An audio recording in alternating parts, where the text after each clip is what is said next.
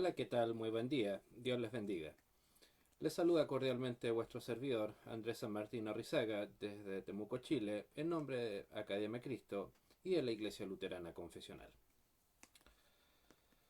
Una, un anhelo del ser humano siempre ha sido la libertad. A veces ha sido muy bien entendida, otras no tanto, pero básicamente un gran anhelo, insisto, tanto del ser humano a nivel personal como individual, o colectivo, países, etcétera, es precisamente la libertad. La libertad ya sea de acción, la libertad de palabra, de expresión, en el caso nuestro, libertad religiosa. Sin embargo, el ser humano de una u otra manera termina siendo cautivo. Por ejemplo, ahora con esta desolación que nos entrega este virus que ahora nos rodea, precisamente muchos se sienten cautivos precisamente de algo tan minúsculo, pero que eventualmente nos puede causar tanto daño. Y es cierto, no es una cautividad literal, no estamos encarcelados en una cárcel al menos, pero sí vaya que ha restringido buena parte de nuestras libertades. Sin embargo, yo les quiero hablar de una cautividad un tanto distinta, o bastante distinta. En primer lugar, ¿estamos cautivos? Es un cierre, insisto, ya es un hecho que podemos llegar a estarlo y en este caso por la contingencia lo estamos. Pero, ¿la cautividad en sí misma es mala o es buena en sí misma? Pues bueno, quiero informarle o comentarle que si somos creyentes, por supuesto que somos cautivos y a mucha honra, para la gloria de Dios que así sea. Pero ¿de quién somos cautivos? Pues bueno, hay alguien que hace 499 años, precisamente un 18 de abril, pero de 1521, en la pequeña ciudad alemana de Worms, nos explicó precisamente de qué es lo que somos, o deberíamos ser como cristianos, absolutamente cautivos y no tener la más mínima libertad. Pues bueno, esa explicación, como ya les decía, la dio Lutero, Martín Lutero, en aquel lugar, precisamente, en la ciudad alemana de Worms, cuando el emperador Carlos V lo citó junto a todos los príncipes alemanes para que diera explicaciones por sus escritos, pero básicamente para que se renegara de haberlos escrito, para que negara la salvación por gracia, para que dijera que había sido un error criticar la venta de las indulgencias, etcétera. En realidad, si bien la idea supuesta era eh, que Lutero explicara sus textos, en el fondo lo único que se esperaba era simplemente que Lutero pidiera perdón, cosa que por supuesto Lutero jamás hizo, gracias a Dios.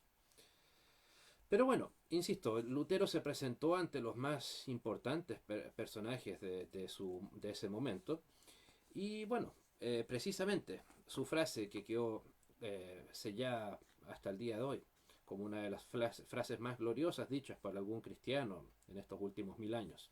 Mi conciencia está cautiva de la palabra de Dios. Pero bueno, antes de finalizar al respecto o continuar al respecto, ¿qué nos dice la Biblia? Vamos a Primera de Tesalonicenses, capítulo 2, versículo 13. Nos dice, por lo cual también nosotros sin cesar damos gracias a Dios, de que cuando recibisteis la palabra de Dios, que oísteis de nosotros, la recibisteis no como palabra de hombres, sino según es en verdad la palabra de Dios, la cual actúa en vosotros los creyentes. Amén. Gloria a Dios por esa palabra. Teóricamente muchos dicen precisamente creer en la palabra de Dios, pero en la práctica no la valoran de esa manera, ni la aceptan precisamente como si fuese la verdadera palabra de Dios. ¿Qué cambios habría en el mundo, piense, si la gente aceptase la palabra de Dios como lo que efectivamente es? Es decir, la palabra de un Dios vivo, del grande, del todopoderoso. ¿Qué conmoción podría causar en el mundo?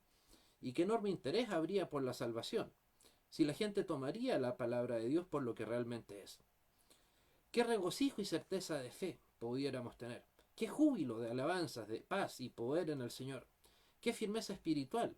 ¿Y cuánto temor de Dios habría ante cualquier desviación si se aceptase la palabra de Dios como lo que de veras es? La palabra del Dios viviente. Eso es lo que es. ¿Cómo es posible que algunos que dicen haber tomado como propia la palabra de Dios todavía puedan dudar tanto sobre lo que Dios dice? ¿Cómo es posible que podamos llevar nuestra vida cotidiana si todavía estas personas no se han reconciliado con Dios, ni han recibido de Dios la seguridad del perdón de todos sus pecados? La seguridad que nos permite eventualmente, si Dios así lo estima conveniente, morir en paz en cualquier momento. Si realmente aceptamos la palabra de Dios por lo que es, ciertamente creeremos lo que la Santa Biblia dice en cuanto al único camino de salvación, en cuanto al juicio final, en cuanto al cielo y al infierno.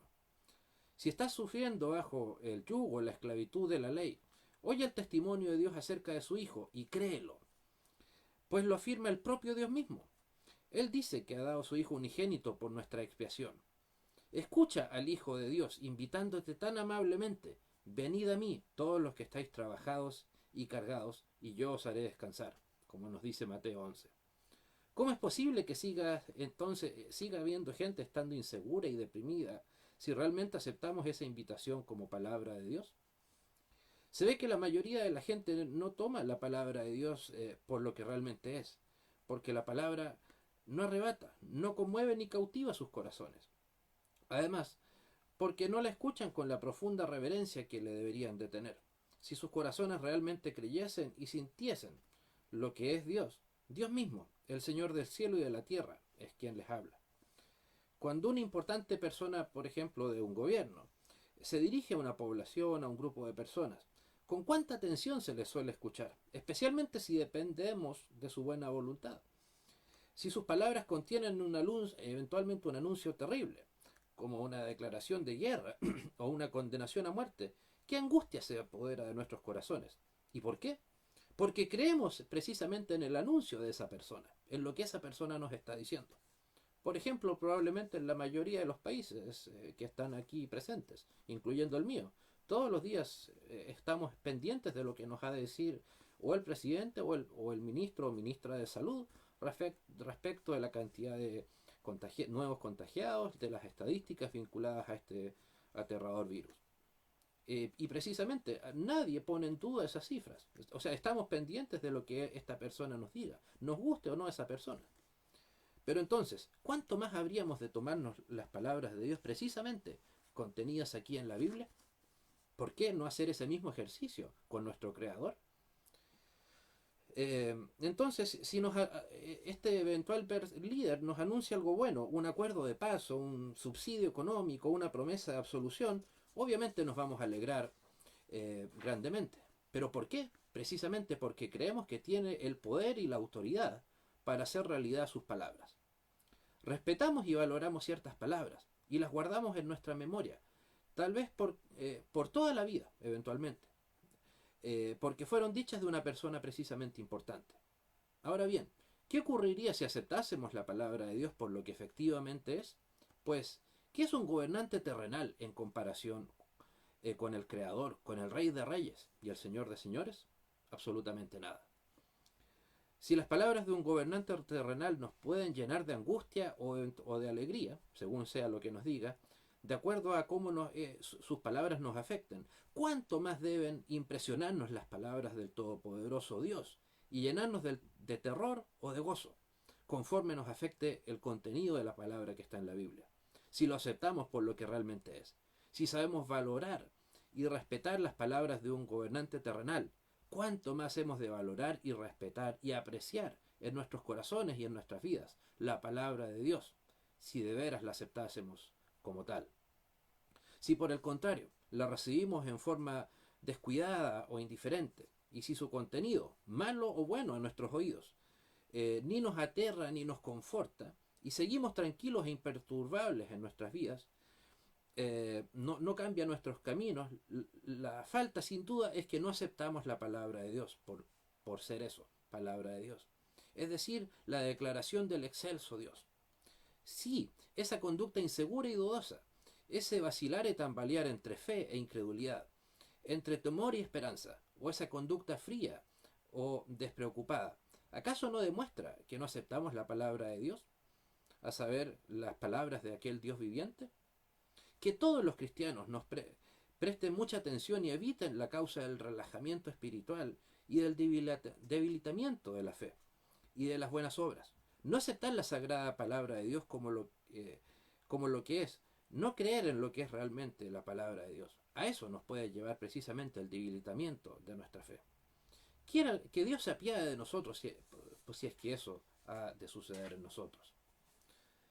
O también nos dice la Biblia en Romanos 10:8, nos dice, más, ¿qué dice? Cerca de ti está la palabra, en tu boca y en tu corazón. Esta es la palabra de fe que predicamos. O sea, este es un llamado directamente al creyente, a usted y a mí, no al incrédulo.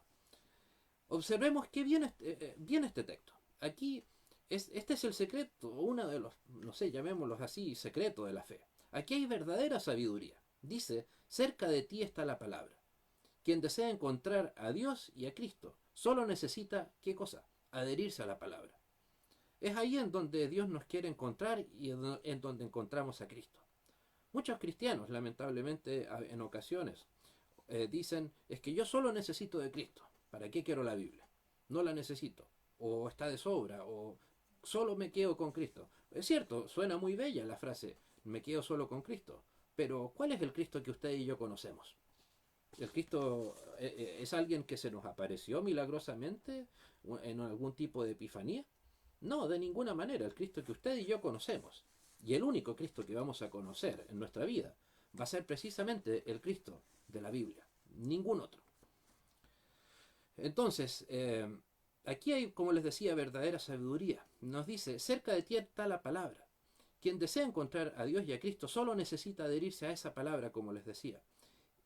Es ahí donde Dios nos quiere encontrar y en donde encontramos a Cristo. No necesitamos recorrer el mundo y buscarlo en lugares desconocidos o de sentimientos conmovedores ni experiencias místicas, por así decirlo.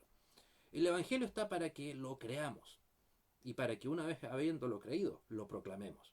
Si guardamos la palabra de fe en el corazón, tenemos a Cristo allí y tenemos todo lo que la palabra dice y a su vez promete.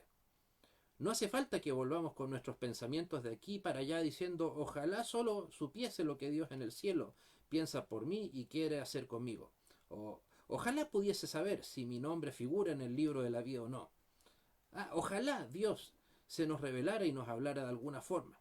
No piensa así, señor, señora. No, así no piensa un cristiano. ¿Por qué? Porque el Señor ya hizo todo eso. Nuestro Señor ya lo inscribió a usted en el libro de la vida. Ya nos dio la vida eterna, ya nos dio la salvación. Solamente ahora nos queda reconocer esa verdad que ya existe. Cuando rige una ley civil para cuestiones terrenales, no necesitamos hablar con el presidente de un país o la máxima autoridad para saber si tenemos ese derecho de conocer su designio. No, sabemos de antemano que la ley garantiza ciertos derechos a todos los ciudadanos de un país. Pues bien, lo mismo ocurre con la palabra de Dios. Se debe solo a la debilidad de nuestra fe en las sagradas escrituras que no sepamos lo que piensa Dios de nosotros. Él ya lo declaró en su palabra, ya está muy claro. Ahí vemos que estamos bajo el juicio y la condenación. Si no queremos honrar al Hijo de Dios y preferimos vivir licenciosamente, como la mayoría del mundo hace, con el mundo impío, haciéndonos lo que nos plazca a nuestra naturaleza corrupta, practicando el pecado y viviendo el libertinaje. Por otra parte, si trato de conquistarme el favor de Dios por medio de mi propia supuesta justicia, insisto, supuesta, conforme a la ley, que supuestamente algunos creen que podemos cumplir, debo saber que la condenación es cumple todo y vivirás. La condición es cumple todo y vivirás. Pero la pregunta que subyace de inmediato ahí es, ¿alguien puede cumplirlo todo para vivir? De ninguna manera, solamente Cristo ha podido. O sea, si cometes ¿por qué? Porque si comete el más mínimo pecado, inmediatamente cae bajo nosotros la condenación. Me muevo entonces verdaderamente, entonces ahí, por el contrario, si creo que la ley ya me juzgó y sentenció en Cristo, en la cruz, lo que conmemorábamos hace exactamente una semana, y nos juzgó, insisto, en Cristo, nos debemos volver verdaderamente humildes y anhelar nuestra salvación únicamente en el Hijo de Dios, en su sacrificio expiatorio. Ya no podemos vivir más sin Él ni su Evangelio. Entonces sabemos que ya estamos revestidos de su justicia y por lo tanto estamos registrados ya en el glorioso libro de la vida. Aunque parezca que todo esto, que todo está en contra nuestra, y aunque me sienta realmente mal, ¿cómo sé todo esto? Lo sé por la palabra misma de Dios, las mismas páginas de la Biblia. ¿A quién habría de creer? Sino precisamente a Dios mismo, que nos ha revelado las Sagradas Escrituras, todo lo que necesitamos ahí para saber respecto de nuestra salvación. Debemos imprimir profundamente en nuestros corazones lo que aprendemos ahí, lo que podemos encontrar ahí. Pues es un arte sumamente difícil perseverar siempre en la fe, durante las numerosas tribulaciones que nuestras almas tienen que soportar en este mundo. Nuestra carne está, por supuesto, llena de pecado. Nuestra conciencia también a veces lo está, o muchas veces, de legalismo. El dolor de las almas temerosas de Dios es a menudo como el de una herida abierta. Y la gracia de Dios muchas veces es muy extraña y se halla profundamente oculta. Así el enemigo de nuestras almas tiene abundantes oportunidades y ocasiones para acosarnos mientras estamos en este mundo pecaminoso. Necesitamos un refugio para nuestra desgracia, no para proteger lo que somos, pensamos o sentirnos nosotros, sino para mantenernos firmes, adheridos a la eterna verdad de nuestro gran Dios y su santa palabra. Acerca de este precioso arte, Lutero dio una clara explicación. Una cosa es sentir y otra cosa es creer. Son cosas muy distintas. Por eso debemos dejar de lado los sentimientos, captar con el oído la palabra y atenernos solamente a ella, en la forma exacta en que nos habla. Hemos de grabarla y guardarla en nuestros corazones, aun cuando no parezca para nada que hemos sido librados de nuestros pecados y tengamos la impresión de que todavía el pecado es dueño de nosotros. ¿Por qué? Porque si somos creyentes, el pecado ya no es nuestro dueño. Ya no estamos cautivos del pecado si Cristo está en nosotros. La luz no tiene comunión con las tinieblas. Es así para que la fe aprenda a adherirse tanto más a la palabra de Dios y a perseverar en la misma diciéndose, siendo que el propio Dios, creador del cielo y de la tierra, declara, vivo yo, Jehová el Señor no quiero la muerte del impío, sino que se vuelva de su camino y que viva, como lo declara precisamente el profeta Ezequiel. ¿Quién, por más miserable pecador que fuese, no confiará en la palabra y no acudirá a Dios para vivir? Pues así debería ser. Con cuántas solemnes palabras y claros ejemplos nuestro glorioso Dios reveló desde el principio del mundo su plan para salvar a la humanidad perdida a través de su unigénito Hijo, que habría de quitar el pecado del mundo y satisfacer las exigencias de la ley.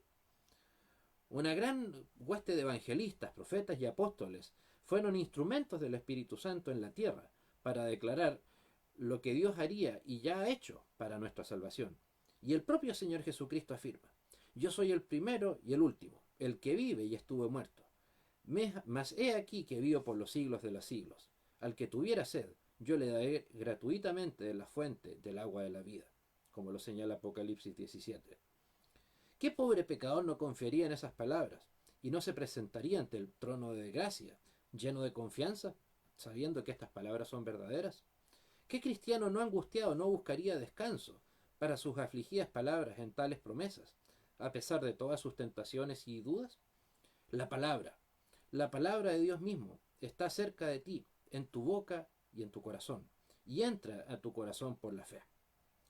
Precisamente, ya que les mencionaba que hace 499 años Lutero se declaró cautivo de la palabra de Dios, ¿qué podemos decir al respecto? No solamente fue un bello discurso en el cual Lutero sabía que literalmente ponía su vida, literalmente era casi estaba una auto-orden de ejecución. Lutero muy probablemente debe haber tenido sus serias dudas de que iba a salir de esa iglesia sin ser asesinado o que iba a ser asesinado en un par de días. Sin embargo, tuvo la valentía que Dios le dio, por supuesto, para atreverse a decirle al hombre más poderoso del mundo en aquel momento, el emperador Carlos V, o también llamado Carlos I de España, y decirle que su conciencia estaba cautiva de la palabra de Dios, de la Biblia, no de un emperador. Por supuesto, hay que obedecer a los líderes terrenales mientras ellos existan, pero, por sobre todo, nuestra conciencia debe estar cautiva de la palabra de Dios. Lutero no solamente, digamos, hizo de su vida, o de su frase durante su vida, un ejemplo de lo que él dijo, sino que también lo llevó a ejemplos concretos, como precisamente el que tengo aquí en mi mano, la Biblia. La tradujo al alemán. ¿Precisamente para qué? Para que sus compatriotas alemanes pudieran ser también cautivos de la palabra de Dios. Y así se inició el proceso lento, pero muy bendito, de que finalmente la Biblia fuera traducida poco a poco con el pasar de los siglos, cosa que antes era absolutamente impensable. Lutero, precisamente por considerarse cautivo de la palabra de Dios, de la promesa, derrotó al imperio más importante de la historia durante 1000 años, de toda la Edad Media, el Vaticano, no con la espada. El Vaticano estaba acostumbrado a ganar sus guerras con espada, con fuego, pero Lutero sí la venció con una espada, pero con una espada no de hierro, una espada muy distinta, la espada de tinta y papel, precisamente la Sagrada Escritura. Que sean nuestras vidas entonces adueñadas por parte de la palabra de Dios, y que tal como lo dijo Martín Lutero aquel 18 de abril de 1521, nuestras conciencias estén cautivas de la palabra de Dios. Que Dios le bendiga y nos encontramos en una próxima oportunidad. Hasta pronto.